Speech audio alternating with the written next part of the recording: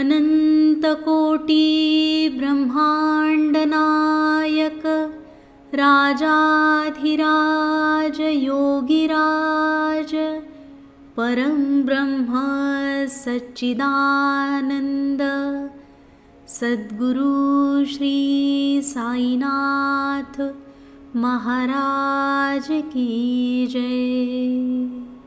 अध्याय 4. साई समर्थ अवतरण. समर्थ साईंचे पृथ्वीवर मनुष्य रूपाने जन्मास येणे. श्री गणेशाला नमस्कार असो, श्री सरस्वती देवीला नमस्कार असो, श्री गुरु महाराजांना नमस्कार असो, श्री कुलदेवतेला नमस्कार असो, श्री सीता व श्री रामचंद्र यांना नमस्कार असो, श्री सद्गुरु साईनाथांना नमस्कार असो. मागच्या पहिल्या व दुसऱ्या अध्यायात मंगलाचरण व ग्रंथ प्रयोजन सांगितले आणि अधिकारी व अनुबंध यांचे यथास्थित स्पष्टीकरण झाले. आता या संतांचे या पृथ्वीवर जन्मास येणे कशासाठी असते आणि असे हे कोणते कठीण कार्य असते की ज्यामुळे त्यांना या भूलोकी मनुष्य रूपाने यावे लागते ते ऐका. श्रोते महाराज, मी तुमच्या पायांच्या धुळीचा एक कण आहे. मला तुमच्याकडे लक्ष देऊन ऐकण्याची, कृपा मागण्याची लाज नाही. संतचरित्र आधीच गोड असते, त्यातून हे तर साई कथांचे अमृत. साईंच्या अनन्य भक्तांनी ते पिऊन आनंदयुक्त व्हावे. जेव्हा ब्राह्मण शास्त्रांनी आश्रम व वर्णाप्रमाणे घालून दिलेल्या आचार व्यवहारासंबंधी नियम पाळण्यात हलगर्जीपणा करतात, शूद्र जातीचे लोक ब्राह्मण होऊ पाहतात आणि धर्माचार्यांचा अपमान करून त्यांना शिक्षाही करू पाहतात. धर्मशास्त्रांचे वचन कोणी मानत नाही. घरोघरी सर्वच विद्वान समजतात. एकावर दुसऱ्याची ताण असते आणि कोणी कोणाचेच ऐकत नाही. उपयोगात आणण्यास योग्य की अयोग्य, खाण्यास योग्य की अयोग्य इत्यादी आचारविचारांकडे अगदी दुर्लक्ष करून ब्राह्मण सगळ्यांसमोर मद्य व मांस उघडपणे सेवन करतात आणि धर्माचे पांघरून घेऊन आतून अत्याचार करतात की ज्यामुळे पंथांमध्ये द्वेष माजतात आणि लोक त्रासाने कंटाळतात. ब्राह्मण संध्यास्नान करण्याला कंटाळतात. कर्मठ अर्थात धर्माचार व विधी यात निपुण व ते तत्परतेने करणारे अनुष्ठानाला अर्थात देवाप्रित्यर्थ अभिषेक वगैरे सारखी विविध कर्मे करण्याला कंटाळतात आणि योगी जप तप व ध्यान करण्याला कंटाळतात. अशा वेळी संत पृथ्वीवर जन्म घेतात.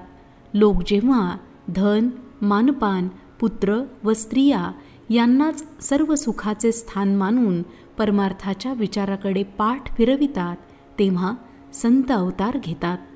धर्माला ग्लानी आल्यामुळे जेव्हा लोक शाश्वत कल्याणाला मुकतात, तेव्हा धर्मजागृती करण्याला संत देह धारण करतात. जेव्हा लोक दीर्घ आयुष्य व जन्मभर निरोगी स्थिती व ऐश्वर्य गमावतात, केवळ पोट भरणे व विषयसुख भोगणे यातच आनंद मानून व यांकडे लक्ष देणारे बनून नीतिभ्रष्ट होतात आणि आपला उद्धार करून घेण्याला सर्व प्रकारे चुकतात, तेव्हा संत अवतार घेतात. वर्ण व आश्रम यांच्या नियमांचे रक्षण होण्यासाठी, अधर्माचा संपूर्ण नाश करण्यासाठी, दीनदुबळ्यांचे संरक्षण करण्यासाठी संतांचे या पृथ्वीवर जन्म घेणे असते. संत मूळचेच मुक्त असतात आणि दिनांचा उद्धार करण्यासाठी सदा उद्युक्त असतात. त्यांचा अवतार केवळ दुसऱ्यांसाठीच असतो. त्यात त्यांना आपला स्वतःचा स्वार्थ नसतो. प्रवृत्तीच्या हलणाऱ्या उंच बांधकामाभोवती ते निवृत्तीचा पाया भरतात आणि परमार्थाचे मंदिर उभे करतात. धर्मकार्य व धर्मजागृती करून अवतार कार्य सिद्ध करतात आणि आपल्या कार्याची परिपूर्ती झाली की अवतारही संपवितात. प्रत्यगामा अर्थात जीवात्मा किंवा अंतरात्मा हाच सर्व जगाला आनंद देणारा परमेश्वर आहे व जो परमेश्वर तोच कल्याण करणारा आणि सुख देणारा गुरु आहे. तोच तो पराकाष्ठेच्या प्रेमाचे स्थान, अविनाशी, सतत असलेला, न विभागलेला, ज्याला देश काल व वस्तू यांचा वेगळेपणा माहीत नाही असा व ज्याची विभागणी करता येत नाही असा आहे. परा अर्थात वाणीचे बेंबीजवळ पहिले स्फुरण, पश्यंती अर्थात हृदयस्थानी अल्पमात्र उमटणारी, मध्यमा अर्थात कंठस्थानी मननात्मक व वैखरी जिच्या योगे तोंडातून शब्द बाहेर पडतात, या चारही वाणी त्याचे वर्णन करता करता थकल्या. वेदांचेही चातुर्य चालले नाही आणि नेती नेती असे नाही असे नाही असे म्हणून त्यांनीही हार घेतली. षटशास्त्रे अर्थात 6 शास्त्रे उर्फ 6 वेदांगे म्हणजे शिक्षा, छंदस, व्याकरण, निरुक्त, ज्योतिष व कल्प व षडदर्शने अर्थात 6 दर्शने म्हणजे सांख्य, योग, न्याय, वैशेषिक, मीमांसा व वेदांत लाजली. पुराणे अर्थात सृष्टीची उत्पत्ती, देव, वीर, पुरुष इत्यादींविषयी ज्यात वर्णन केलेले आहे असे संस्कृत भाषेतील काव्यात्मक 18 पवित्र ग्रंथ व कीर्तने थकली आणि शेवटी शरीराने, वाणीने व मनाने फक्त नमस्कार करण्याचेच साधन शिल्लक राहिले. अशा अत्यंत आश्चर्यकारक लीला असलेल्या संत साईचे चरित्र व त्याच्या पवित्र कथा ऐकून आपले कान पावन करून घेऊया. तोच सर्व इंद्रियांचा चालक हा ग्रंथ रचण्याला बुद्धी देऊन त्याच्या चरित्राची यथाक्रम व सहजपणे आठवण करून देण्यास कारण आहे. तो सर्वांचा अंतर्यामी, आत बाहेर सर्व ठिकाणी व्यापून असणारा आहे. मग मी व्यर्थ रिकामी काळजी का बरे करावी? त्याचेच एक एक गुण आठवले की मनाची वृत्ती स्तब्ध होऊन जाते. मग वाणीला त्याचे वर्णन करणे कसे शक्य आहे? दृढ मौन हेच तत्कथन होय. नाकाने फुलाचा वास घ्यावा, स्पर्शेंद्रियाने थंडी व उष्णतेचा स्पर्श घ्यावा, डोळ्यांनी सौंदर्य सुख घ्यावे आणि आपणच आपल्याला सुख व्हावे. जीभ साखरेचा स्वाद घेते, पण तिला तो ज्याप्रमाणे दुसऱ्याला स्पष्ट करून सांगता येत नाही त्याप्रमाणे साईच्या गुणांचे वर्णन मला स्पष्ट करून सांगता येत नाही. सद्गुरूच्याच मनात जेव्हा येते तेव्हाच तो स्वतः प्रेरणा देतो आणि आपल्या माणसाकडून वर्णन करण्यास अशक्य असलेल्या बारकाईने व यथातथ्य वर्णन करून घेतो. हा केवळ शिष्टाचार किंवा वरवरचे बोलणे नव्हे. मनापासून हे उद्गार आहेत. आदराने लक्ष देऊन ऐकण्याची मी प्रार्थना करतो. जसे गाणगापूर व नृसिंहवाडी, जसे औदुंबर किंवा भिल्लवडी, तसेच गोदावरी नदीच्या काठी हे शिर्डी नावाचे क्षेत्र प्रसिद्ध आहे. गोदावरीचा पवित्र किनारा, गोदावरीचे पवित्र जल, गोदावरीचा थंड वारा हे सर्व संसारातील अंधाराचा नाश करणारे आहे. गोदावरीच्या महिम्याचे वर्णन सुंदर आहे आणि ते सर्व जगभर प्रसिद्ध आहे. तेथे एकाहून एक शिरोमणी श्रेष्ठ संत होऊन गेले. या गोमतीच्या काठी अनेक तीर्थे आहेत. तेथील पाणी पापांचा नाश करणारे असून त्यात स्नान केले असता आणि ते प्याले असता संसार दुःखाचे निवारण होते असे पुराणात सांगितले आहे. ती ही गोदावरी नदी अहमदनगर जिल्ह्यात कोपरगाव तालुक्यात, आता राहाता तालुक्यात कोपरगावाशेजारी शिर्डीची वाट देते. गोदावरी ओलांडल्यावर पलीकडच्या काठावर सुमारे 3 कोसांवर अर्थात 6 मैलांवर किंवा 9.5 किलोमीटरवर निमगावात टांगा शिरला की समोर शिर्डी दिसते. निवृत्ती, ज्ञानदेव, मुक्ताबाई, नामदेव, जनाबाई, गोरा कुंभार, गोणाई ही नामदेवांची आई असली तरी संतांच्या माळेत तिला स्थान देणे शक्य नाही असे मला वाटते. या ठिकाणी गोमाई शब्द असावा. गोमाई नावाच्या एका विधवा ब्राह्मण संतिणीचे वर्णन महिपती बुवांच्या श्री भक्तिविजयात सापडते. एकदा चंद्रभागेला महापूर आला आणि कोणी होडीवाला तिला नदीपार विठ्ठलाच्या दर्शनाला नेईना, तेव्हा विठ्ठलाने स्वतः होडीवाल्याचे रूप घेऊन तिला पलीकडे नेऊन विठ्ठल दर्शन घडविले. तुकाराम, नरहरी सोनार, नरसिंह मेहता, सजन कसाई, सावतामाळी असे संत पूर्वी होऊन गेले आणि आताही बरेच झाले. हे सर्व सात्विक वृत्तीचे, सर्व जग हे आपलेच कुटुंब असे मानणारे रंजल्या गांजल्यांचे आधार होते. श्रेष्ठ संत रामदास गोदाकाठ सोडून जगाच्या उद्धारासाठी कृष्णाकाठी प्रकट झाले. तसेच योगेश्वर साई शिर्डीची महान पुण्याई की जगाच्या उद्धारासाठी गोदावरीच्या जवळ अवतरले. परीस लोखंडाला सोनेपण देतो. त्या परिसाची उपमा संतांना देतात, परंतु संतांची अलौकिक करणी की ते भक्तांना आपले रूपच देतात. भेदभाव सोडून अवघ्या सगळ्या सजीव व निर्जीव वस्तू ब्रह्मरूपच आहेत. आपल्याला दिसणारे हे जगाचे ऐश्वर्य ब्रह्माचेच अखंड ऐश्वर्य आहे. अशा प्रकारे संपूर्ण विश्व म्हणजे मी आहे असे जेव्हा यथार्थ ज्ञान होईल, तेव्हा मग त्या सुखाची गोडी काय सांगावी. अतिशय चांगला अनुभव येईल. असे मी पण प्राप्त झाले आणि आपल्या स्वतःशिवाय माहीत असलेले दुसरे काहीच नसले की मग वैर कोणाशी करावे आणि भ्यावे तरी कोणाला. मंगळवेढी जसे संत दामाजी पंत, सज्जनगडी जसे समर्थ रामदास व वाडीत जसे नृसिंह सरस्वती, तसेच शिर्डीत हे साईनाथ. सिद्धीस नेण्यास कठीण व पार करण्यास कठीण असा संसार याने जिंकला आहे. शांती याचे भूषण आहे. ज्ञानाचा हा मूर्तिमंत भांडार आहे. वैष्णवांचे हे माहेर घर आहे. उदारांचा उदार असा हा परमार्थ करणाचा अवतार व सारांचे सार असा हा साई आहे. अशाश्वत वस्तूंमध्ये ज्याला आसक्ती नाही, आत्मस्वरूपात रंगलेली ज्याची वृत्ती आहे व परमप्राप्ती साध्य करण्याकडेच ज्याचे लक्ष आहे, त्याची स्थिती काय वर्णावी. इहलोकातील भरभराट किंवा रास यांविषयी त्याला पर्वा नाही आणि परलोकातील सुखाचा उल्हास किंवा उपहास नाही. त्याचे अंतरंग आरशासारखे निर्मळ आहे आणि वाणी सदा अमृताचा वर्षाव करीत असते. राजा, रंक, दरिद्री व दीन हे सर्व त्याच्या दृष्टीला एकसारखे असतात. स्वतःचा मान किंवा अपमान त्याला ठाऊक नाही. तो स्वतःच सर्व प्राण्यांमध्ये व्यापून राहिलेला परमेश्वर आहे. लोकांशी बोलत चालत असतो.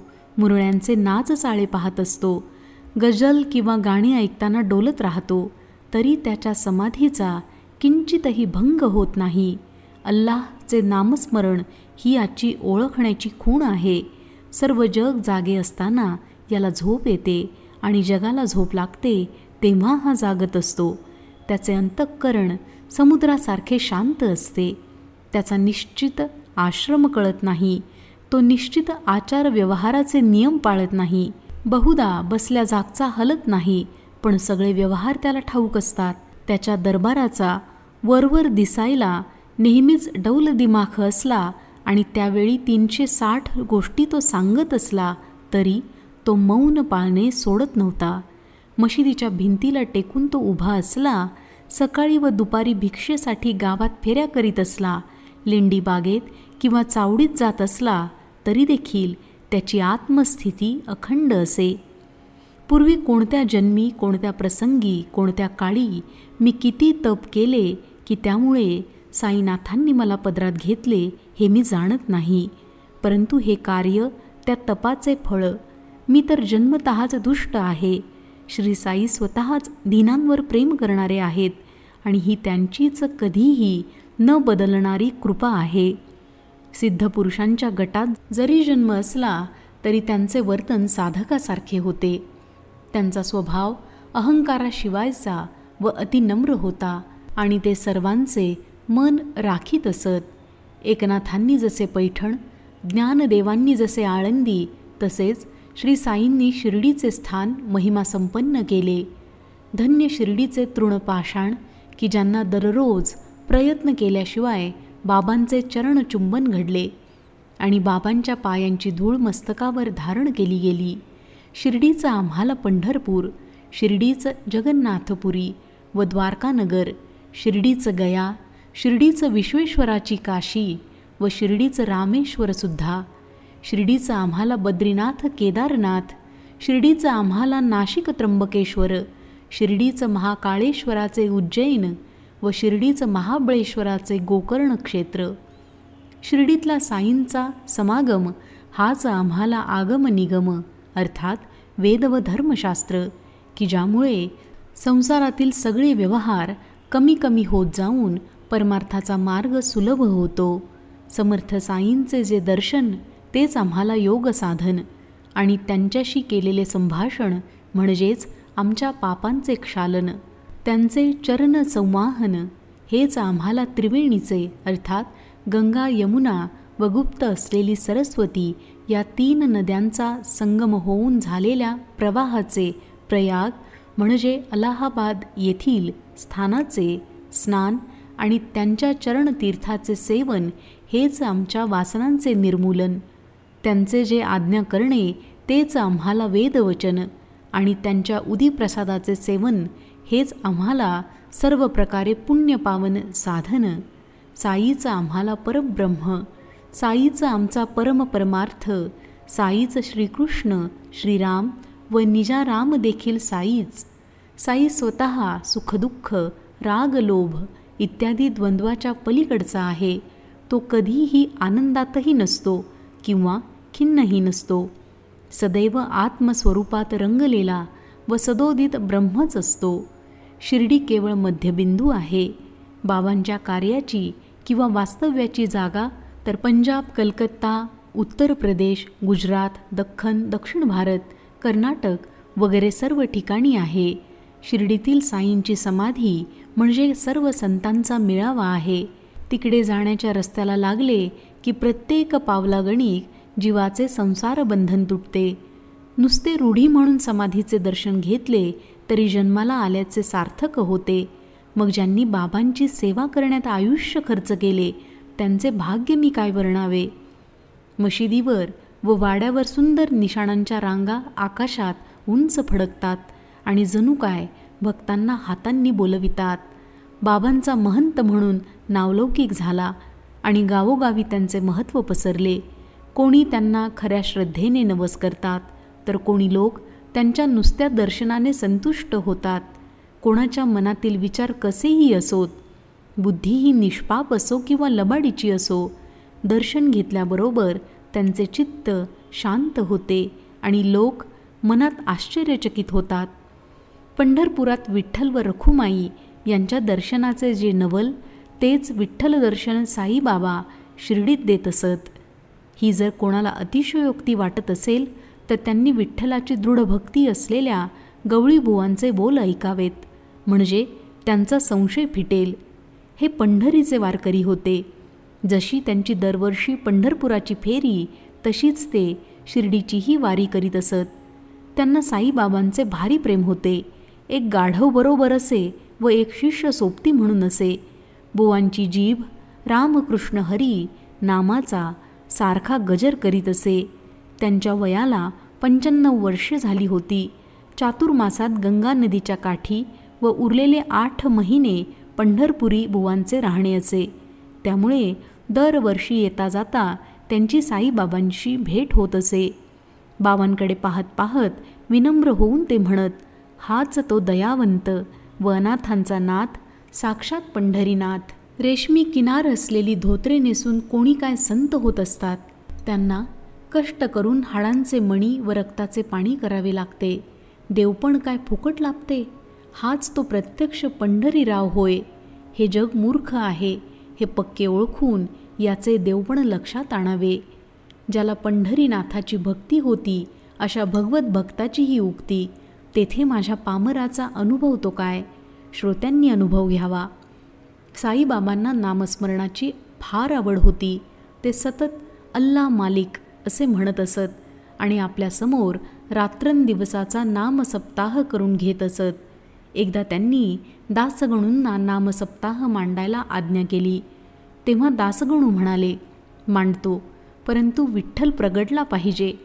त्यावर बाबा छातीला हात लावून म्हणाले, हो हो, विठ्ठलाची मूर्ती साक्षात प्रगट होईल. भक्ताचा भाव मात्र पाहिजे. डाकुरनाथाची डंकपुरी, पंढरीरायाची पंढरी अथवा रणछोडरायाची द्वारका नगरी ती हीच शिर्डी आहे. ती पाहायला दूर जाण्याची जरुरी नाही. विठ्ठल काय दुसऱ्या कुठल्या गुप्त जागेतून उठून येणार आहे का? भक्तांच्या प्रेमाने उत्कटून येथे देखील प्रगट होऊन राहील. पुंडलिकाने आईवडिलांची सेवा करून देवाधिदेवाला भुलविले आणि देवाधिदेवाने पुंडलिकाच्या भक्तिप्रेमासाठी विटेवर विसावा घेतला. असो, सप्ताहाची समाप्ती झाल्यावर दासगणूंना विठ्ठल दर्शन झाले असे म्हणतात. आता बाबांच्या शब्दांची आणखी एक प्रतीती घ्या. एकदा काकासाहेब दीक्षित नित्य नियमाप्रमाणे पहाटे स्नान करून आसन लावून ध्यान करीत बसले असताना त्यांना विठ्ठलाचे दर्शन झाले. आश्चर्य म्हणजे नंतर जेव्हा ते बाबांच्या दर्शनाला मशिदीत गेले तेव्हा बाबांनी त्यांना विचारले, विठ्ठल पाटील आला होता ना? त्याची भेट झाली ना? मोठा पळपुट्या बरे का तो विठ्ठल? त्याला मेख मारून जागेवरून हलणार नाही असा स्थिर कर.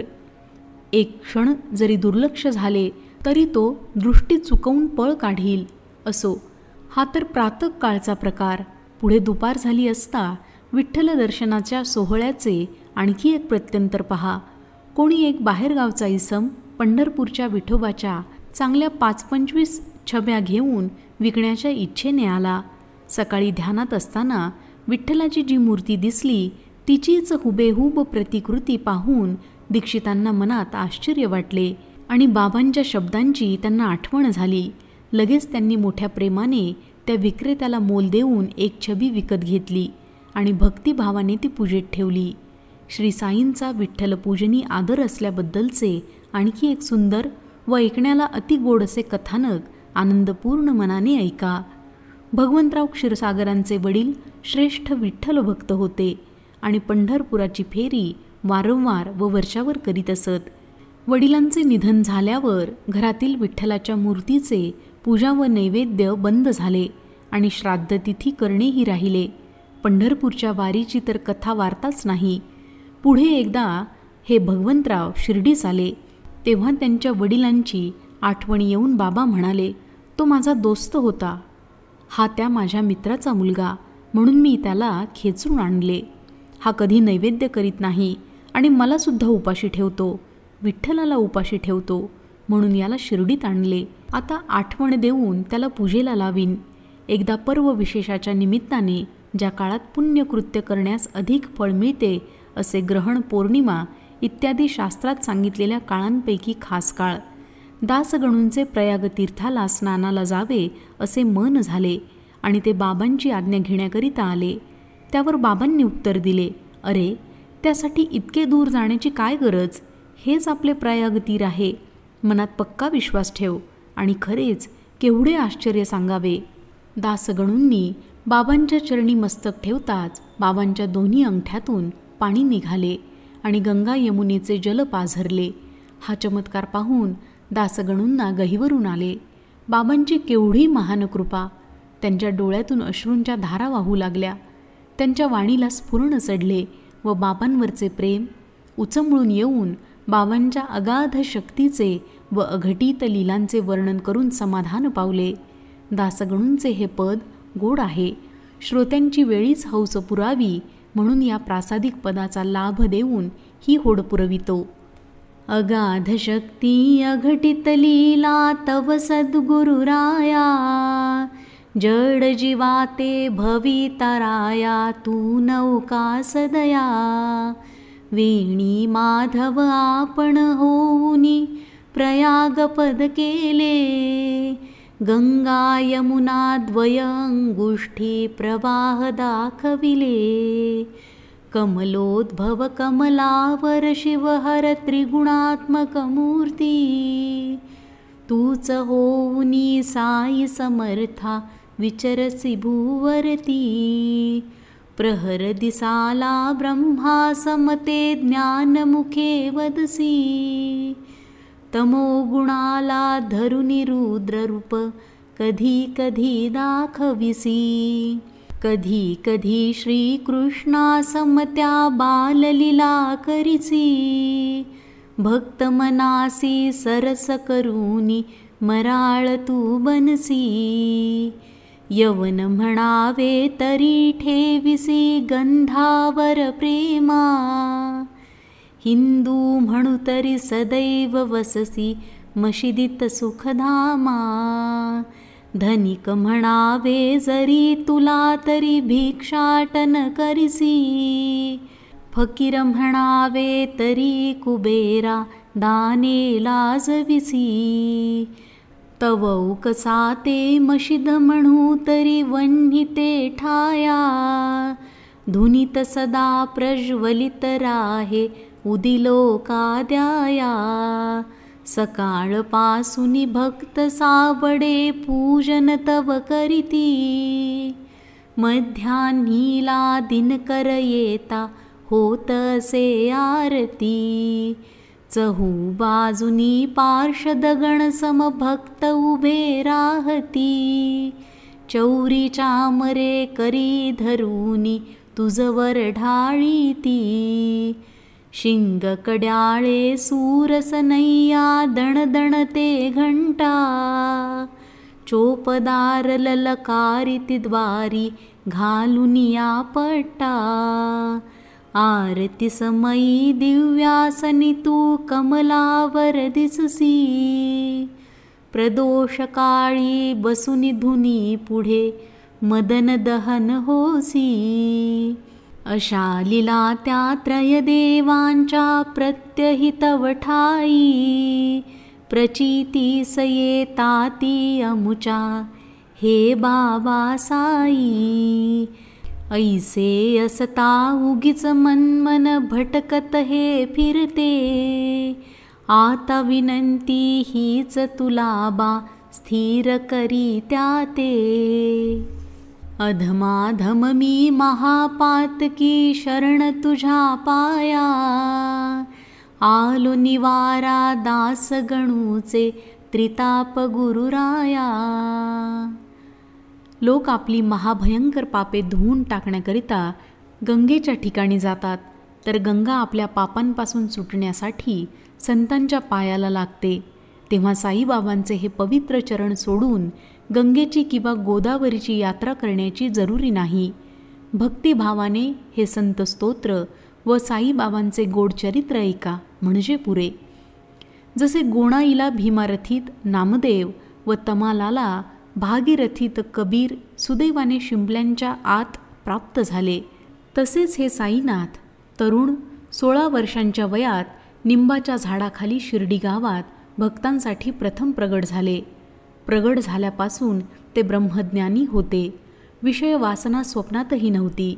मायेला तर लाथ मारून हाकलून दिलेले होते आणि मुक्ती त्यांच्या पायांशी लोळून घेत होती. बाबांचा जन्म कोणत्या देशात, कोणत्या पवित्र वंशात, कोणत्या मात्यापित्यांच्या पोटी झाला होता हे कोणालाच कळत नव्हते.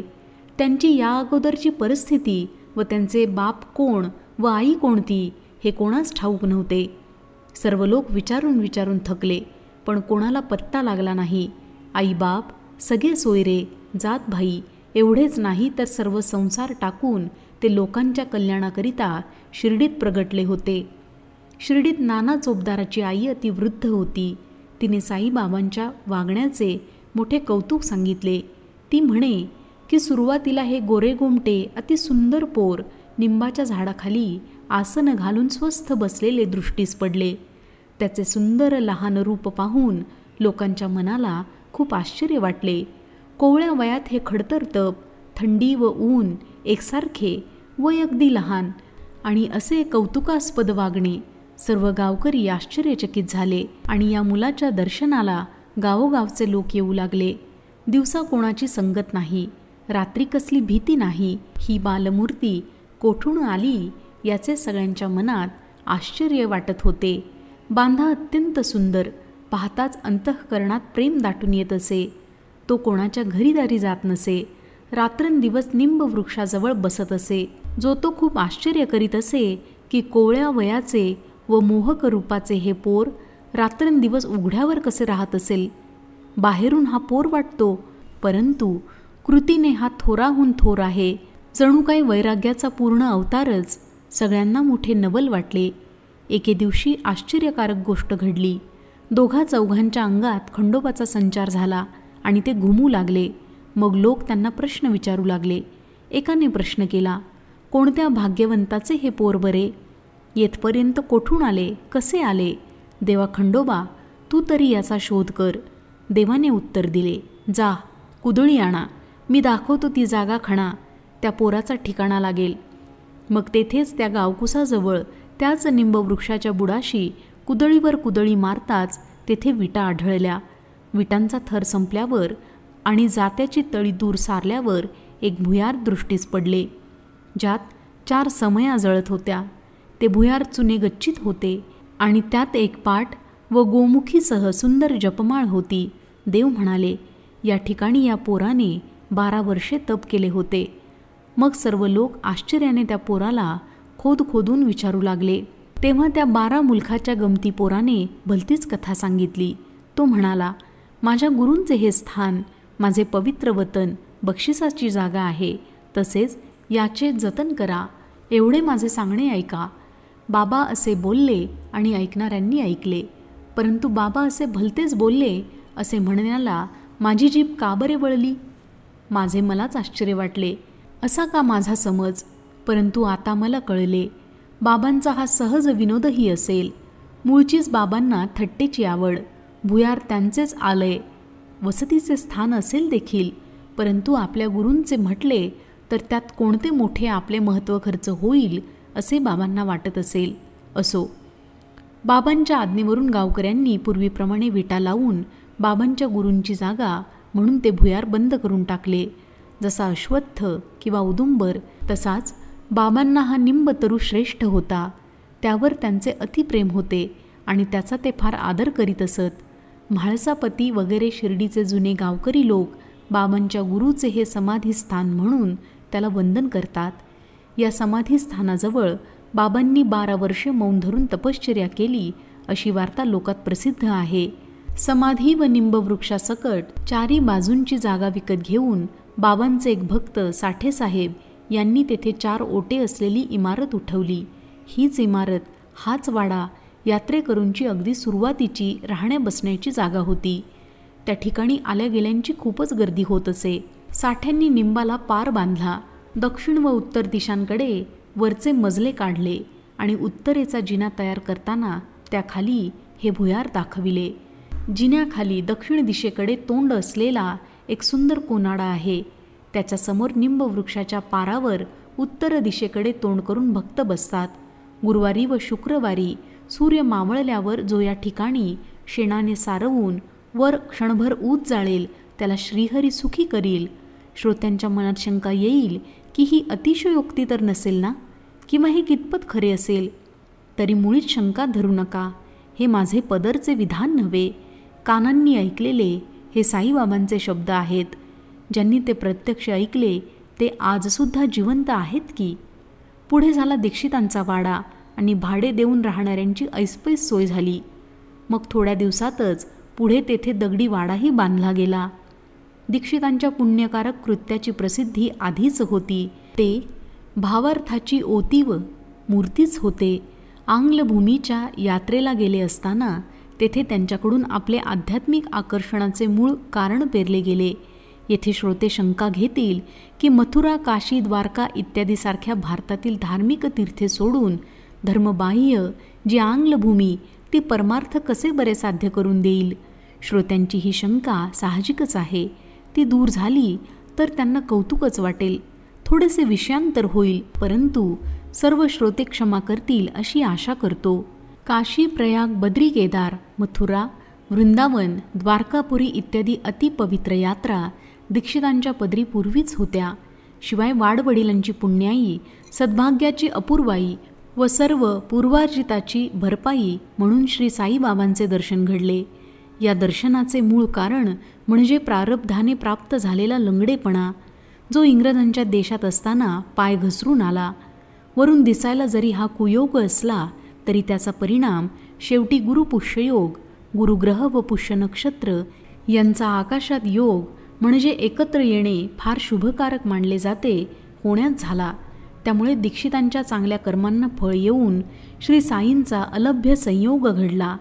चांदोरकरांची गाठ पडली आणि साईंची कीर्ती कानी पडली. ते म्हणाले, साईंच्या दर्शनाचे नवल पहा तर खरे, लंगडेपणा लगेच जाईल. परंतु पायाच्या या लंगडेपणाला दीक्षित कमीपणा मानित नव्हते. माझा खरा लंगडेपणा मनाचा आहे, तो घालवा, असे ते साईबाबांना म्हणाले.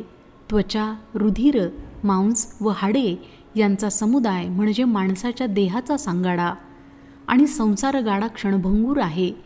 पाय लंगडा राहिला तर काय बिघडले. सन 1909 महिना नोव्हेंबर तारीख 2 या दिवशी दीक्षितांना साईबाबांचे पुण्यपावन दर्शन प्रथम घडले. मग पुढे ते त्याच वर्षी डिसेंबर महिन्यात जेव्हा शिर्डीला श्रींचे पुन्हा दर्शन घेण्यासाठी गेले तेव्हा त्यांना तेथेच राहण्याची इच्छा झाली.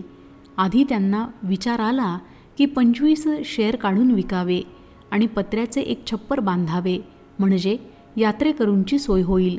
परंतु नंतर पुढे वाडाच बांधावा असा मनाचा निश्चय झाला आणि पुढच्या वर्षी पायाचा दगड बसवून कामाची सुरुवात केली. 9 डिसेंबरचा तो दिवस बाबांची संमती घेतली आणि तोच शुभमुहूर्त मानून पाया बांधणे उरकून घेतले. बोलावूनही न येणारे दीक्षितांचे बंधूही त्या दिवशी त्याच शुभवेळी आधीच आलेले होते. श्रीयुत दादासाहेब खापर्डेसुद्धा पूर्वीच एकटे आलेले होते. घरी परत जाण्यासाठी बाबांची आज्ञा मागताना त्यांना किती अडचणी आल्या होत्या, परंतु खापर्ड्यांना घरी जाण्यासाठी आणि दीक्षितांना पाया घालण्यासाठी आज्ञा दोघांनाही 10 डिसेंबर रोजीच झाल्या. आणखी या दिवसाचे महत्त्व म्हणजे बाबांची चावडीची शेजारती देखील याच दिवसापासून करण्यास सुरुवात झाली. पुढे सन 1911 रामनवमीचा चांगला मुहूर्त साधून गृहप्रवेशाचे कार्य विधीपूर्वक उरकून घेतले. पुढे श्रीमंत बुट्टींचा वाडा अलोट पैसा खर्च करून झाला आणि त्यात बाबांचा देह विश्रांतीला येऊन पैसाही सार्थकी लागला. जेथे पूर्वी एकही वाडा नव्हता तेथे आता 3 झाले. परंतु सुरुवातीला साठ्यांच्या वाड्याचा उपयोग सर्वांना फारच झाला. या वाड्याचे आणखी एक महत्त्व म्हणजे याच ठिकाणावर पूर्वी बाबांनी आपल्या हातांनी लावलेली फुलझाडांची बाग होती. या बागेची लहानशी कथा पुढील अध्यायात सांगितली जाईल. हा हेमाडपंत श्रोत्यांसह साईंच्या चरणी मस्तक ठेवीत आहे. वामन तात्या घडे पुरवीत होता आणि साई समर्थ पाणी शिंपून त्या उखर जागी अर्थात नापीक खडकाळ रेताळ जमिनीवर बाग उठवीत होते. नंतर ते गुप्त झाले. परंतु काही दिवसांनी औरंगाबादेजवळ चांद पाटलाशी भेट होऊन त्याच्याकडच्या लग्नाच्या वऱ्हाडाबरोबर शिर्डीला पुन्हा परतून आले. पुढे देवदासाची भेट झाली. जानकीदासाची गाठ पडली. गंगागिराशी दृष्टादृष्ट झाली आणि हे त्रिकूट शिर्डीत एकत्र जमले. मोहिद्दीनाबरोबर कुस्ती झाली. मशिदीत वस्ती झाली. डेंगळ्यांबरोबर प्रेम जडले आणि भोवती भक्त भेटले. या सर्व गोष्टींचे वर्णन पुढच्या अध्यायात ऐकले जाईल. आता हेमाडपंत श्री साईंना शरण जाऊन अनन्यपणे त्यांना लोटांगण घालतात. सर्वांचे कल्याण असो अशा प्रकारे संत व सज्जन यांनी प्रेरणा केलेल्या भक्त हेमाडपंत यांनी रचलेल्या श्री साई समर्थ यांच्या सत्यचरित्राचा साई समर्थ अवतरण नावाचा 4था अध्याय समाप्त झाला. श्री सद्गुरू साईनाथांना अर्पण असो. सर्वत्र मंगल असो.